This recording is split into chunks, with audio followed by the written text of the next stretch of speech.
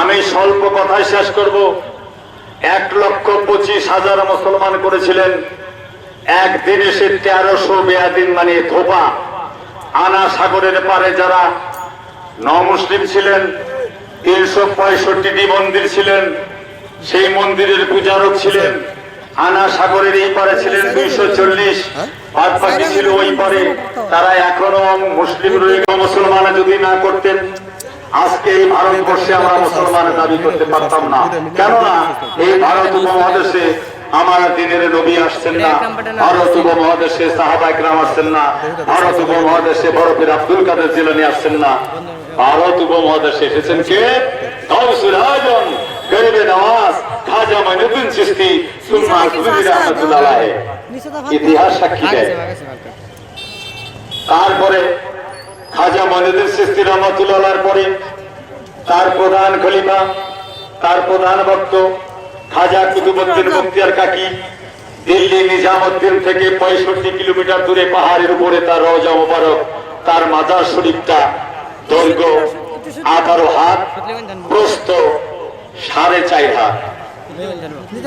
যার রওজা শরীফটা 18 হাত লম্বা, তার মাজার, তার দেহটা ছিল সর্বোচ্চ 14 হাতের মতো। ভারত উপমহাদেশের সর্বোচ্চ লম্বা মানুষ শুধু খাজা কুতুবউদ্দিন বখতিয়ার কাকি। ইতিহাস সাক্ষী দেয়, প্রমাণ আমি দিতে পারবো। প্রশ্ন হইল, কুতুবউদ্দিন বখতিয়ার কাকি লাখো লাখো মুসলমান করেছেন এই ভারত উপমহাদেশে। তার পরবর্তীতে আসেন শেখ ফরিদ রহমাতুল্লাহ আলাইহি, তিনি করেছেন লাখো লাখো মুসলমান। তার রওজা মোবারক পাকিস্তানে। আমি পাঞ্জাব অমৃতসর হয়ে 3 বার সেই পাকিস্তানে আমি গিয়েছি, প্রমাণ সার্টিফিকেট আমার কাছে আছে। তারপরে সেই শেখ ফরিদ রহমাতুল্লাহ আলাইহি ইসলাম প্রচার করেছেন। তার পরবর্তী তার প্রধান খলিফা সেই দিল্লির নিজামউদ্দিন আউলিয়া, নিজামউদ্দিন শাহ নিজামউদ্দিন, যে দিল্লি এখনো তিনি লাখো লাখো মুসলমান করে গেছেন। আপনারা জানেন, যারা ভারত সফর করেছেন, দিল্লি সফর করেছেন, তারা দেখছেন সেই নিজামউদ্দিন আউলিয়া রওজা মোবারক। সেই নিজামউদ্দিন আউলিয়া রওজা থেকে মাত্র 100 গজ দূরে 300 ফুট বলে মুনাফিক। আমার যে কথা শুরু হয়েছিল যেখান থেকে, আল্লাহ বলেছেন আমাকে পাইতে হলে রাসূলকে ভালোবাসো, রাসূল বলেছেন আমাকে পাইতে হলে সাহাবাকে ভালোবাসো, সাহাবায়ে কেরাম বলেছেন আমাকে পাইতে তাবেঈনকে ভালোবাসো, তাবেঈন বলেছে আমাকে পাইতে হইলে পীরের উসিলা নিয়ে আমাকে পাইতে হবে। বড় পীর আব্দুল কাদের জিলানী অস্বীকার করতে পারে না বাংলাদেশের কোন মুসলমান। তাহলে আল্লাহ বলেছেন আল্লাহকে পাইতে হলে উসিলা ধরতে হবে। বিসমিল্লাহির রাহমানির রহিম। ইয়া আইয়ুহাল্লাযীনা আমানু তাকুল্লাহ ওয়া কুনু মা'আস সাদিকিন। সম্মানিত সুধী, সম্ভবত আমার মাহফিলের আশেপাশে 100-র উপরে সুশিক্ষিত আলেম আছেন। আল্লাহ বলেছেন আমাকে পাইতে হইলে পবিত্র কালামে এই কথাটাই বলে উসিলা ধরতে হবে। আমাকে পাইতে হইলে সাদেকিন ব্যক্তির হাত ধরতে হবে। আল্লাহ উসিলা, আমি একটু উপমা দেব। আপনি আজকে আলেম হয়েছেন, আপনারই মতো একজন আলেম আপনাকে আলেম বানিয়েছে, কথা ঠিক না বেঠিক? তাহলে আপনার জন্য সেই আলেম উসিলা। আপনি যা কিছু শিক্ষা গ্রহণ করছেন, যে আপনাকে একটি কথাও শিক্ষা দিয়েছে, সে আপনার উস্তাদ, সে আপনার উসিলা। কর্মজীবনে যা কিছু শিখলেন, সেটাও একটা উসিলা ছাড়া পারছেন না। আর একটা কঠিন কথা বলবো, আল্লাহ সবার উপরে, ঠিক না বেঠিক? আল্লাহ যদি 5 তলায় থাকে, সবার উপরে না, 4 তলায়, তার নিচের ধাপ কি রাসূল করিম সাল্লাল্লাহু আলাইহি ওয়াসাল্লাম, কথা ঠিক না বেঠিক? 3 তলায় সাহাবায়ে কেরামগণ, কথা ঠিক না বেঠিক? 2 তলায় তাদের সন্তান, তাবে তাবেঈনগণ ইমাম হাসান হুসাইন মোহাম্মদ হানিফা হানাফি শাফি মালিকি হাম্বলি চারটি মুজাহাব অস্বীকার করার মতো কোন মুসলমান আমরা নাই। দোতলায় যদি তাবে তাবেঈন থাকে, নিচতলায় থাকে পীর সাহেব বড় পীর আব্দুল কাদের জিলানী। 1000 মোবাইল থাকুক, 1000 রেকর্ডিং করবেন, আমি বললাম। তার নিচতলায় যদি পীর সাহেব বসা থাকি, আপনারা আল্লাহর কাছে যাইতে হলে নিচতলায় যাইতে হবে না? কথা ঠিক না ঠিক? বিবেক প্রত্যেকটা মানুষের আছে। আমি যদি সুরে ওয়াজ করি, হুজুরগণ আপনার ছেলে কুয়ায় পইরা গেছে, চোখের পানি আসবে? কুয়া থেকে উঠাইতে হবে, তখন সুর আসবে। সুরে কব না, সময় নাই। তাইলে নিচতলায় যাই, আমার দোতলায় যাবো, সাহাবা একরামদের সন্তানকে পাবো উসিলা।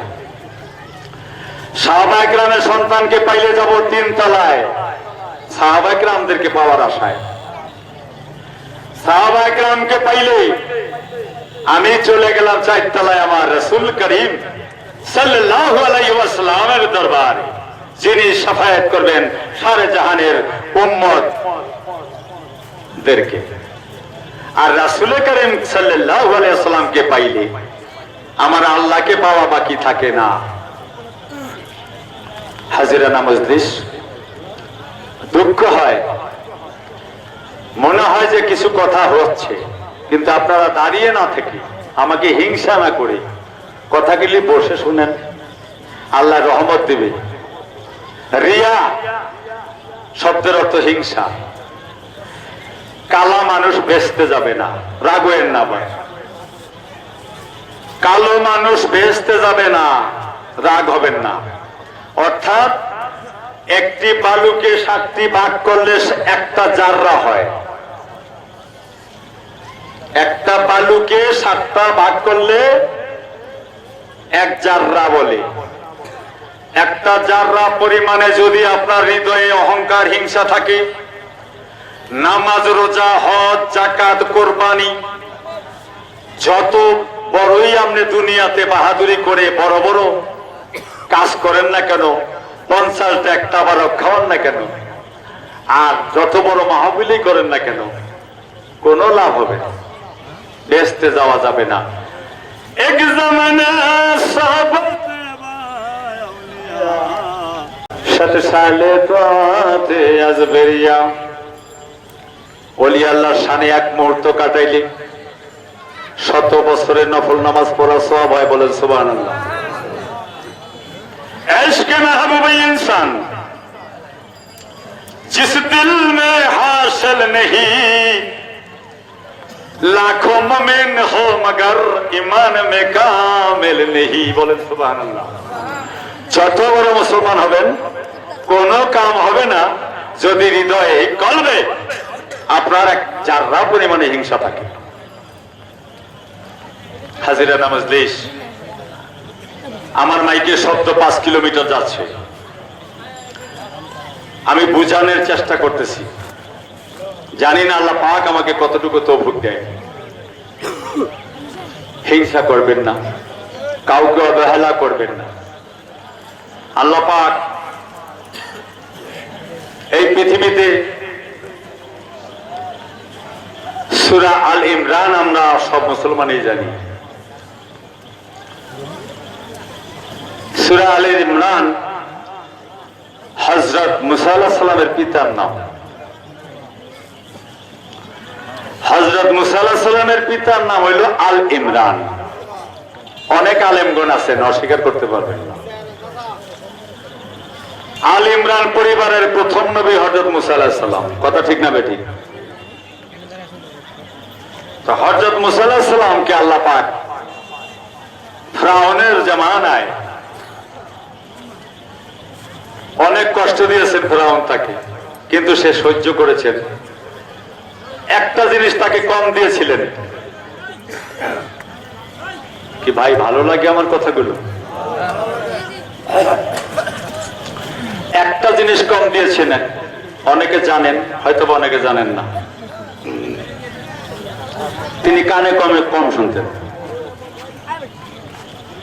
কাছে যাইয়া জোরে বলতে হইতো। এই পৃথিবীতে কানে কম শোনেন একজন নবী আল্লাহ বানাইছেন। কার ক্ষমতা? আল্লাহ। এবং তাকে আল্লাহর সাথে বাচ্চির শব্দ অর্থ কথাবার্তা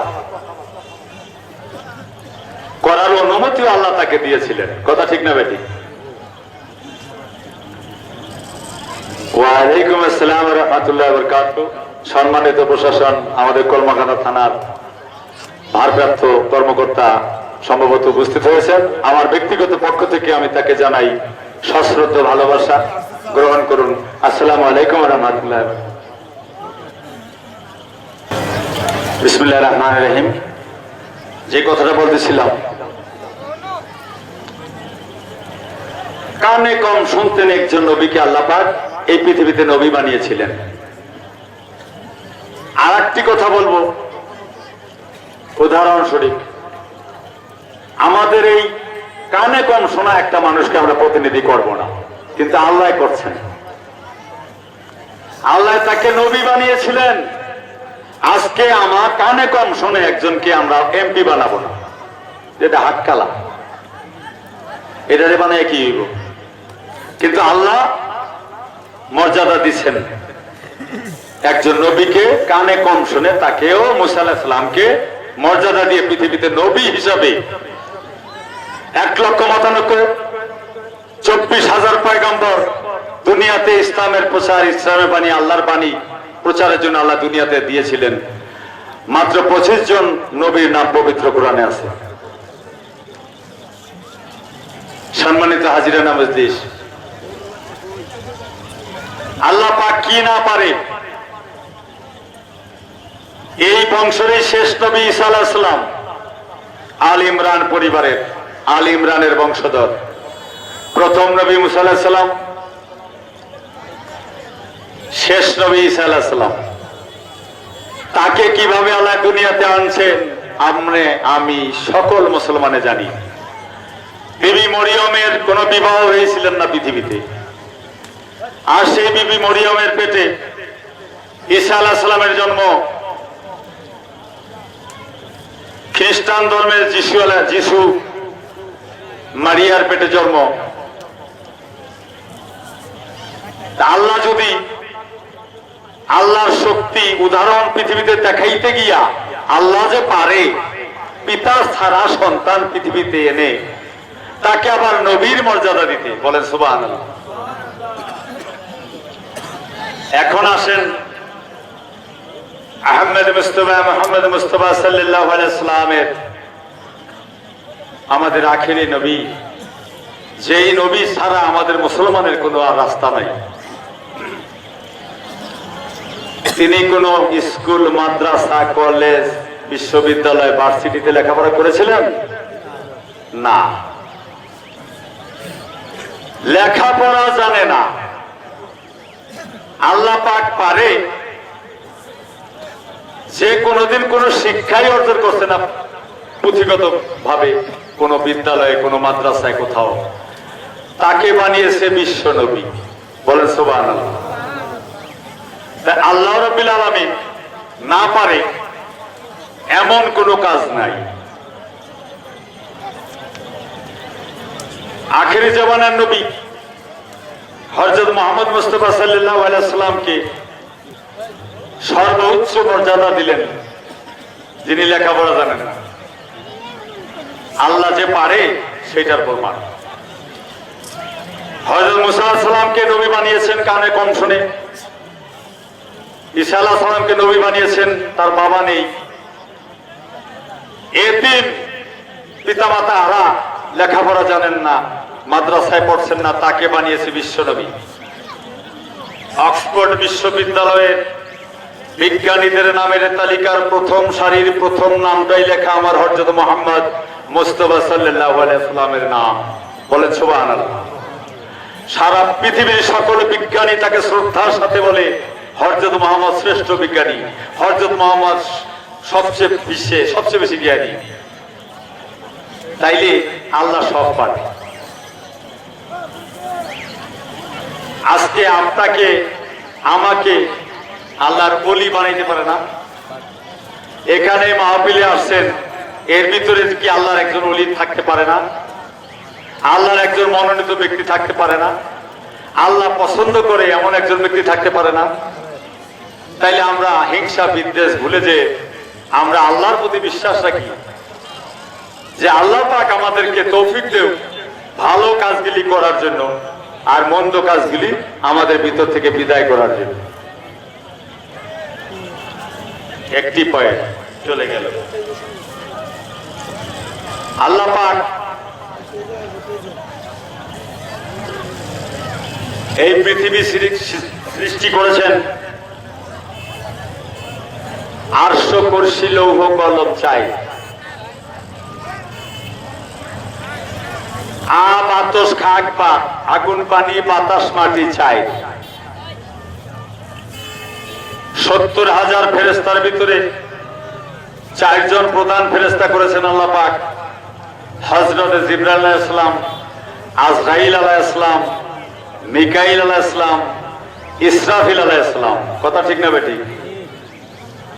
আল্লাহ দুনিয়া সৃষ্টি করেছেন 4টি, আরশ কুরসি লৌহ কলম।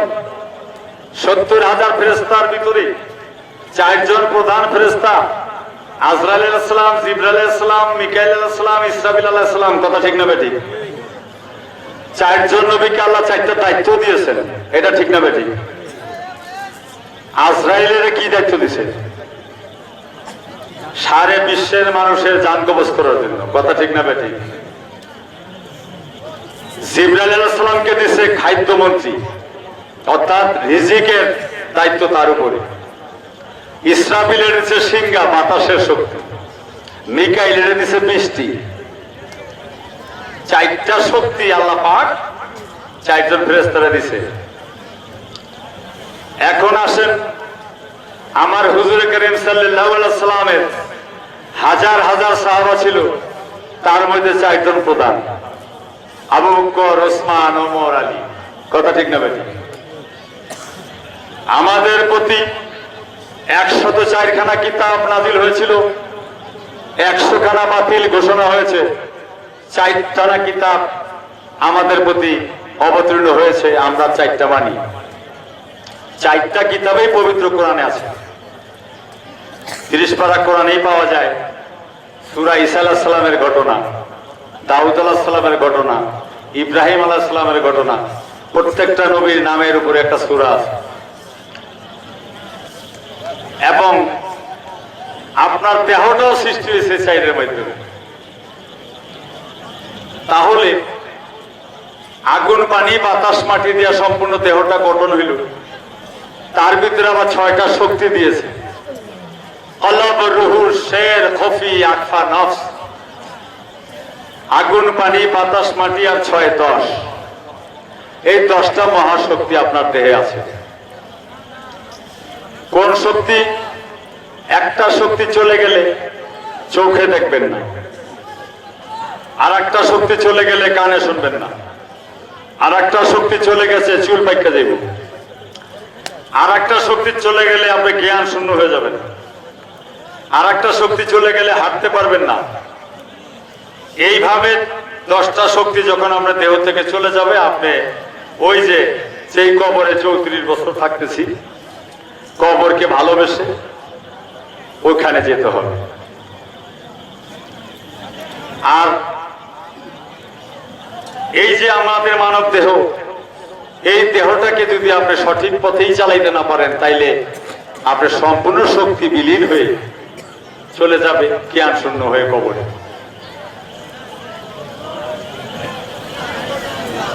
তাহলে আমরা এই বাংলাদেশে যারাই মুসলমান আছি সবাই ভাই ভাই, সবাই যে যাকে ভালোবাসে তার কাছে যায়। মাইজবানরা যারা ভালোবাসে, এখানে দেখেন লাখ লাখ মানুষ যায়। সরমানাই ভালোবাসে, লক্ষ লক্ষ মানুষ যায়। আটরশি ভালোবাসে, লক্ষ লক্ষ মানুষ যায়। এনায়েতপুর ভালোবাসে, লাখ লাখ মানুষ যায়। এই বাংলাদেশে 16 কোটির মধ্যে মুরিদ হয়েছে প্রায় 10 কোটি লোক। যে যাকে ভালোবাসে, মানুষ রতন করতারে যতন মনে যারে চায়। বিচারের মালিক যদি আল্লাহই হয়, আপনাকে আল্লাহ কোথায় রাখবে, আমাকে আল্লাহ কোথায় রাখবে, সেটা আল্লাহ পাকই ভালো জানে। আমি মানুষ হিসাবে মানুষকে ভালোবেসে যেতেই হবে। 1991 সনে বলেছিলাম, আমায় ভালোবাসেন আর নাই বা বাসেন, আমি ভালোবেসেই যাব। আপনাদের জন্য একটু আয়োজন করেছি, তাবারকের আয়োজন করেছি। কিছুক্ষণের মধ্যে আমি মিলাদ শুরু করে দেব, আলোচনা লম্বা করব না। আমার ভুল ত্রুটি হলে ক্ষমা সুন্দর দৃষ্টিতে দেখবেন। আরেকটি কথা বলি, আপনারা সবাই জানেন আমি জাতীয় গীতিকার এবং কণ্ঠশিল্পী। 1 বছরে কমপক্ষে আমি লাখ টাকার মতো ভাতা পাই সঙ্গীতে, এটা আমার রিজিক। বাংলাদেশ মহামান্য রাষ্ট্রপতি কর্তৃক 2013 সালে আমি গীতিকার নির্বাচিত হয়েছি বাংলাদেশে। আমার লেখা গান, গজল, সামা, কাওয়ালি অনেক শিল্পীরা গাইতেছে। আমি একজন জাতীয় বেতারের নিয়মিত শিল্পী। আমি গান গাই, হাজার হাজার মানুষে জানে। যে কথাগুলি আল্লাহ পাক আমাকে তৌফিক দিল আপনাদের মাঝে বলার জন্য, আমি লাখো কোটি শুকর আল্লাহর দরবারে জানাই। আমি সঙ্গীতকে ভালোবাসি। খাজা নিজামুদ্দিন তিনি কাওয়ালি গাইতেন, খাজা মঈনুদ্দিন চিশতি সে কাওয়ালি শুনতেন। আমি আপনাদের বিবেকের কাছে একটি প্রশ্ন রাখব। আমি বাংলায় গান বলি, বাংলাদেশে জন্মগ্রহণ করছি বিদায়। আমি ভারতে যদি জন্মগ্রহণ করতাম কাওয়ালি বলতাম, আমি পাকিস্তান জন্মগ্রহণ করলে গজল বলতাম, আমি সৌদি আরব জন্মগ্রহণ করলে হামদ নাতে রাসূল বলতাম, আমি মিশরে জন্মগ্রহণ করলে আমি সামা বলতাম, আমি আমেরিকাতে জন্মগ্রহণ করলে সিং সং বলতাম। কথা ঠিক না বেটি? 7 রঙের গ্লাস, পানি ভরছেন, পানির রং কয়টা? আমি যদি বলি পানির রং কি, আপনি যদি বলেন সাদা, তাহলে আমি বলবো দুধের রং কি? উত্তর দিতে পারবেন না। পানির কোনো রং নাই, রং ধরে গ্লাসে বললে। এই বিবেককে প্রশ্ন করবেন, আশেকি হৃদয়ের খোরাকি মিয়া তানসেন গজল গেয়ে, গান গেয়ে, রাগ অগ্নি বিনা পেশ করে বাদশাহ আকবরের দরবারে কার্পেট পুড়ে ফেলেছিল। মিয়া তানসেন বাদশাহ আকবরের একান্ত সঙ্গীত প্রিয় মানুষ ছিল। রাগ অগ্নি বিনা তার গলা দিয়ে বের হয়ে, আগুন বের হয়ে তার প্রাসাদের কার্পেট পুড়ে গিয়েছিল। সঙ্গীত অনেক ঊর্ধ্বের জিনিস। আমি ভালোবাসি, গান গাই। বাংলাতে গান, উর্দুতে গজল, হিন্দিতে কাওয়ালি, ইংলিশে সিং সং, হামদ নাতে রাসূল, ফার্সিতে সামা। ভাষাগত ব্যাপারে এটাকে বলা হয়। আমি এখানে আপনাদেরকে গান শোনাবো। দয়াল নবী, নূরের নবী গো, আপনি নবী আমার জীবনের জীবন। রহমাতাল লিল আলামিন, আপনি উম্মতের জামিন, গুনাহগার উম্মতের আপনজন।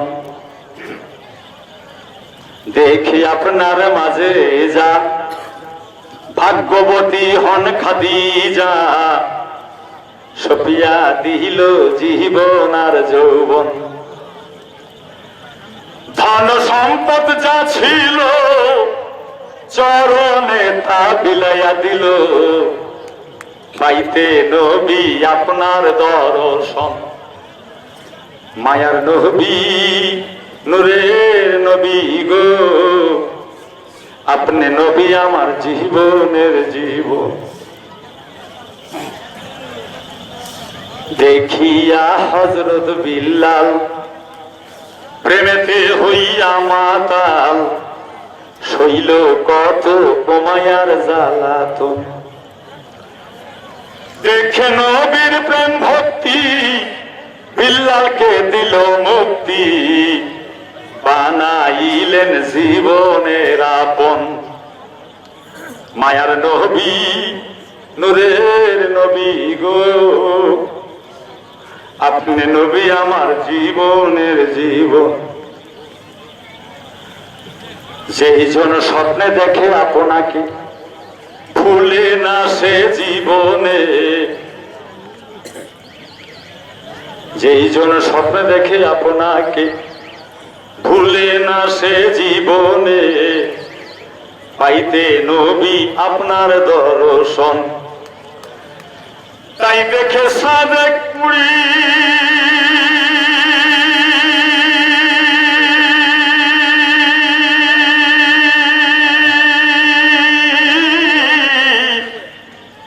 চরণ ধরছে বাবা ভান্ডারি, পাইতে নবী উসিলা ভান্ডারি। দয়াল নবী নূরের নবী গো, আপনি নবী আমার জীবনের জীবন। আমার কথা একটাই, এশকে মাহবুবে ইনসান হন, মানুষকে ভালোবাসতে শিখেন, তাহলে আল্লাহ রাসূলকে পাইতে আর কোনো বাধা থাকবে না। এখন আসেন, এই আয়োজন করেছি শুধু দুটি কথা বলি বাৎসরিক ভাবে, আপনাদেরকে কষ্ট দেই। সুনামগঞ্জ শাস্তা থেকে এসেছে, মোহনগঞ্জ থেকে এসেছে, বরিশাল থেকে এসেছে, ঢাকা থেকে এসেছে, কলমাকান্দা, দুর্গাপুর, নাজিরপুর থেকে এসেছে। সকল জায়গার আশেখান জাকার ভক্তবৃন্দ আমাকে সামান্য ভালোবাসে, আমার ভালোবাসা আমার দাওয়াতে এসেছে, আপনারাও এসেছেন। আমার একটি প্রশ্ন, ভালোবাসতে শিখবেন। আর আমি কবরে কেন থাকি, কবরের পাশে কেন থাকি? থাকতাম না, শরীয়তে 40 হাত দূরে থাকতে হয়। দুঃখের বিষয়, আমার জায়গাটাই কবরে, মাত্র 1 ফুট দূরে। এখানে বসবাস করতে হবে, এটা যে আমার নসিবে লেখা ছিল। আমি আমার বাবাকে ভালোবাসি। আমি একটি প্রশ্ন রাখবো আপনাদের কাছে, আরেকটি কথা বলবো, যেটা হলো পবিত্র কাবা সম্বন্ধে। আমরা মক্কা শরীফ 3.5 লক্ষ টাকা খরচ করে হজ করতে যাই। ধনীর লোকের বেলায় কালেমা, নামাজ, রোজা, হজ, যাকাত, কোরবানি গরিবের জন্য না, হজও গরিবের জন্য না। 3.5 লক্ষ টাকা খরচ করে যদি আমি মক্কা শরীফ যাই, মদিনা জিয়ারত করি, আল্লাহ যদি কবুল করে, তাহলে আমার জীবনের সমস্ত গুনাহ মাফ হবে। কথা ঠিক না বেঠিক? আপনার ঘরে বৃদ্ধ পিতামাতা আছে, আর সেই পিতামাতার অন্তরে কষ্ট দিয়া তাদেরকে বৃদ্ধাশ্রমে পাঠাইয়া আপনি কুথিপতি বুড়ায় জ্বালাইতেছে। বুড়া বুড়া হয়ে গেছে, সারা রাত্র খালি কাশে আর জ্বালায়, ঘুমাইতে পারি না। আরে বৃদ্ধাশ্রমে পাঠাও। এই গাজীপুর বৃদ্ধাশ্রমে পাঠায় দেয় মা বাবারে। বদনসিব ওই সন্তানদের, যতই হজ করো, নামাজ, রোজা, কালামা পড়ো, কোনই কবুল হবে না যদি পিতা মাতা অসন্তুষ্ট থাকে। কথা ঠিক না বেঠিক? আপনি যদি পিতা মাতা অসন্তুষ্ট করে কাবা শরীফে হজ করতে যান, হজ যেমন হবে না। পিতা মাতার কদমের তলে পিতা সন্তানের ব্যস্ত। কথা ঠিক না বেঠিক? তাইলে আপনার জন্য পিতা মাতা ক্যাবলা কাবা। মক্কা শরীফের কাবা 1, 3.5 লক্ষ টাকা লাগে হজ করলে জীবনের সমস্ত গুনাহ মাফ হয়। কথা ঠিক না বেঠিক? তা যদি সন্দেহ থাকে, আল্লাহ যদি কবুল না করে, তাহলে আর হইতো না। সুদের পয়সার একটা জমা যদি আপনার শরীরে থাকে, আপনার নামাজ হবে না। আসেন কোন আলেম বলেন আমাকে,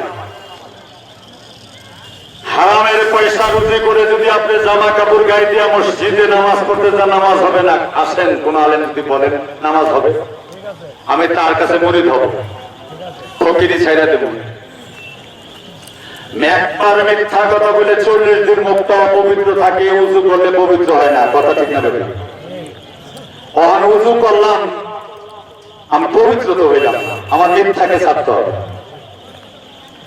2 পিতা মাতার সেবা যে করে না, লাভ হবে না গেলে মক্কা মদিনা। আমার 2টি লাইন কবিতাও আছে। তাইলে মক্কা শরীফ কাবা, পিতা মাতা কাবা। 3 নম্বর, আপনার যে গুরু, 159 মিনিট আছে, ওস্তাদ এবং পীরে কেবলা।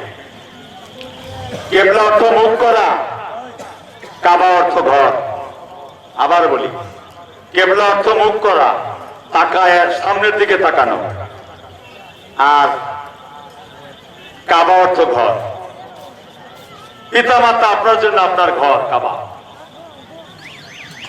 আপনার পীরে কেবলাও আপনার মুরব্বী, আপনার জন্য সে কাবা। আপনারা অনেক সময় মাইক শোনেন না, অমুক যারা পীরে কামেল গাউসুল আজম, পীরে কেবলা, আগমনের শুভেচ্ছা স্বাগতমে, এইসব তো আমরা শুনি, তাই না? তিনিও আপনার মুরব্বী, তিনিও শ্রদ্ধার ব্যক্তিপ্রাপ্ত বাবা মার পরে, পীর বাবা মার আগে না।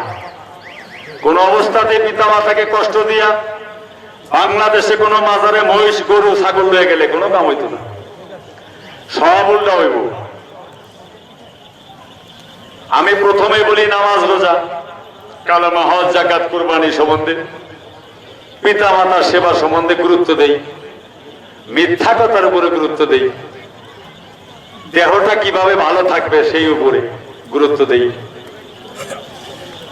এখন এই বাতির আলোতে আমার চোখে একটি সোনামুখী সুই এনে দিবেন, একটা সুতা আমি এখন বরব। আমি রাসূলের দুরূদ পড়ে প্রতিদিন এইভাবে চোখে বুলাই। হাদিস শরীফ আছে রাসূলের বেশি বেশি দুরূদ পড়লে আর চোখে যদি মুখ থেকে এভাবে চোখে দেওয়া যায়, কবরে যাওয়ার আগ পর্যন্ত তার দৃষ্টি শক্তি কমে না। বলেন সুবহানাল্লাহ। গুড মেডিসিন দুরূদ শরীফ। কোনো ওষুধ লাগবে না, চোখের পাওয়ার কোনো ডাক্তারের কাছে যেতে হবে না। আমি এই বয়সে এখনো হাসপাতালে বেডে শুয়েছি না, কেন আমি দেহের বিচার করি। আপনার দেহ আপনাকে ঠিক করতে হবে। এখন আসেন হাদিসে কুরসির একটি কথা বলি। বিসমিল্লাহির রহমানির রহিম। লা ইয়ানি ফিশাওয়ায় রাফিল আরদ ফি কুলুবিল মুমিনিনা আশলিল্লাহ। আসমান জমিন চন্দ্র সূর্য সপ্ত আসমান সপ্ত জমিন কোথাও আল্লাহ পাকের স্থান নাই, একমাত্র মুমিনের কলব ব্যতীত। কথা ঠিক না বেঠিক? আমরা খুঁজে পাই একমাত্র মুমিন ব্যক্তির কলব আল্লাহর সিংহাসন। কথা ঠিক না বেঠিক? তাইলে আল্লাহর সিংহাসন যদি কলবে হয়, মুমিনের কলব, এই কলবে বেশি বেশি জিকির করতে হবে। জিকির করলে কলবটাকে আপনার হার্টবিট ঠিক থাকবে, নয়তো বন্ধ হয়ে যায়, মোর্চা ধরে যাবে, আপনার দিলে হিংসা এসে যাবে, বলা কওয়া শেষ। আমার বলাতে যদি কোনো ভুল ত্রুটি হয়, আমি একজন সঙ্গীত শিল্পী, ভালোবাসি ছামা কাওয়ালি। ভালো না লাগলে শুনবেন না, আর ভালো লাগলে শুনবেন। না লাগার পক্ষে একজন আছেন, আর ভালো লাগার পক্ষে আছেন। যদি ভালো লাগার পক্ষে 3 জনের মধ্যে 2 জন থাকে, আর ভালো না লাগার পক্ষে একজন থাকে, তাইলে 300 ভোট আছে, 200 জনের ভোট যদি একজনের দিয়ে দেয়, তাইলে তো সিলেকশনে পাস। কথা ঠিক না বেটি? আমি প্রথমেই বলেছি, ভালোবাসা, গান বাজনা, ছামা গজল সব আত্মার খোরাক। সারা বিশ্বে হচ্ছে, আপনারা না করবেন সমস্যা নাই। আমরাও ভালো গান গাবো, নবীর গান গাবো, আল্লাহ রসুলের শানে গাবো। এটাই আমাদের উদ্দেশ্য থাকে, এটাই আমরা করি। বলতে পারেন বাজনা কেন লাগান? আমি যদি বাজার থেকে থাবা মাইর একটা পানের দোকান থেকে একটা পান লইয়া চাবাই, এটার কোনো স্বাদ পাইব? কেউ বলতে পারবেন খালি পান খাইলে স্বাদ লাগে? হাত উঠান তো, কেউই পারবেন না। আপনি খালি একটা পান যদি মুখে দিয়ে চাবান, আল্লাহর রহমতে বলতে পারবেন না যে পানটা স্বাদ লাগে। পানের সাথে চুন খায় না, সুপারি খায় না।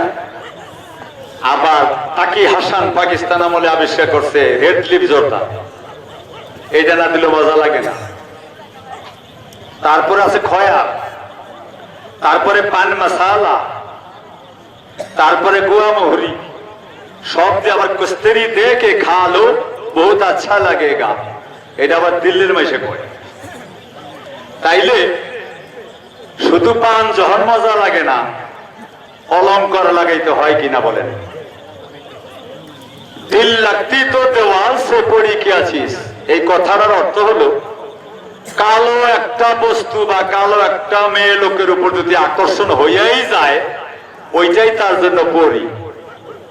সুন্দর পরি সামনে ডাইনে বামে নাচলেও তার মন যাবে না, যে যাকে ভালোবাসে। কথা ঠিক না বেঠিক? আমি গান করি, আমি গান গাইতে গাইতে আমি কি পাই আমি জানি। গান গাইতে শিখেন, আশেক হইয়া গাইতে শিখেন, গান ভুল করবেন না, আবার গজলও ভুল করেন না। গানের মতো গান হইতে হবে। সম্মানিত উপস্থিতি, দয়া করে যদি মুসলমান ভাইদের প্রতি আমার আকুল আবেদন, অবহেলা না করে খালি জায়গাটা ভরে দিলে আমি মিলাদ শুরু করে দেব।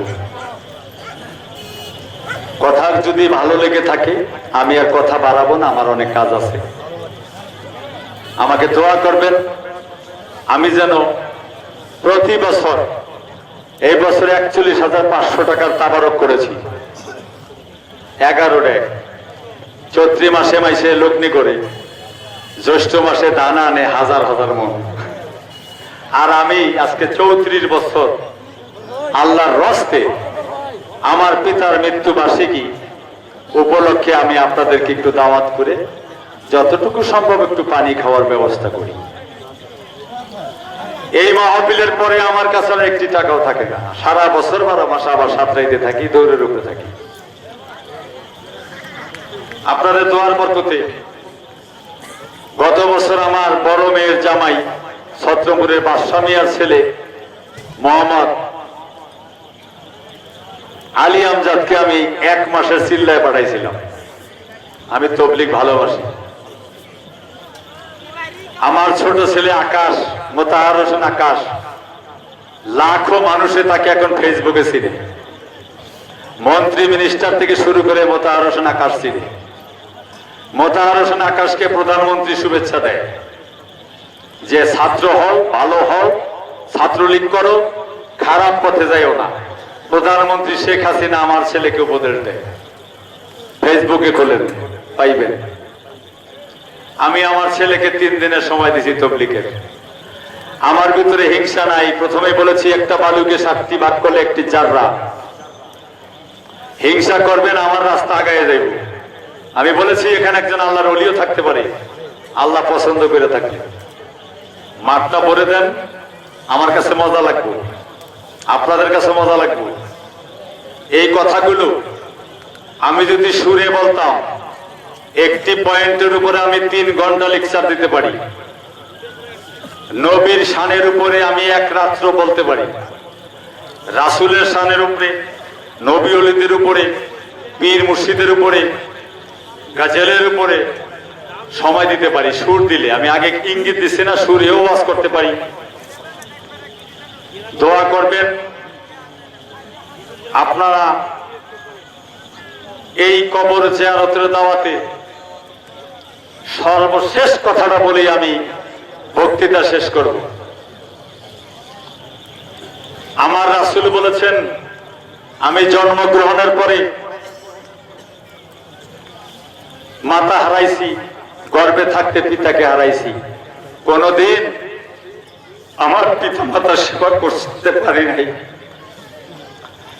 কোন নবী, আমার কোন উম্মত যদি পিতা মাতার সেবা না করো, আমি তাকে সাফায়াত করব না। কথা ঠিক না বেঠিক? তাহলে মা বাবার সেবা করবেন, পিতা মাতার কবর জিয়ারত করবেন বেশি বেশি। রাসূল করিম সাল্লাল্লাহু আলাইহি ওয়াসাল্লাম বলেছেন, তোমরা কবরকে জিয়ারত করো। এটা সম্বন্ধে একটি আয়াত আমি বলবো। বিসমিল্লাহির রহমানির রহিম। আমরা সবাই জানি আসসালামু আলাইকুম ইয়া আহলাল কবর ইয়া গফিরুল্লাহ লানা লাকুম আনতুম লাফুনা নাহনু বিল আসর। এই দোয়াটা আমরা মুসলমানে পড়ি কবর জিয়ারতে, ঠিক না বেঠিক? আমার রাসূল বিশ্বনবী যদি কবরকে জিয়ারত করতে নির্দেশ দিয়ে থাকে, তোমার পিতা মাতার কবর বেশি বেশি জিয়ারত করো, আত্মীয় স্বজনের কবর বেশি বেশি জিয়ারত করো। তোমার আত্মীয় নাই, যার কবর সামনে পড়বে জিয়ারত করে থমকে দাঁড়াও, 1 সেকেন্ডের জন্য হলো তাকে সালাম দাও। আমার যদি সালাম দেওয়া কবরকে জায়েজ করে থাকে রাসূল, তাইলে কবরের মুর্দা ওয়ালাইকুম আসসালাম তো অবশ্যই কয় কি গো। তাইলে আল্লাহই ভালো জানে কোন কবরে কে ঘুমায় গেছে, তার হাড্ডি গুড্ডি আছে না পার্স সব খুলে গেছে না কোন অবস্থায় রাখছে আল্লাহ পাক। 1986 সালের ঘটনা, মাসিক মদিনা পত্রিকা আপনারা শুনছেন না, প্রতি মাসে একটি বাইরে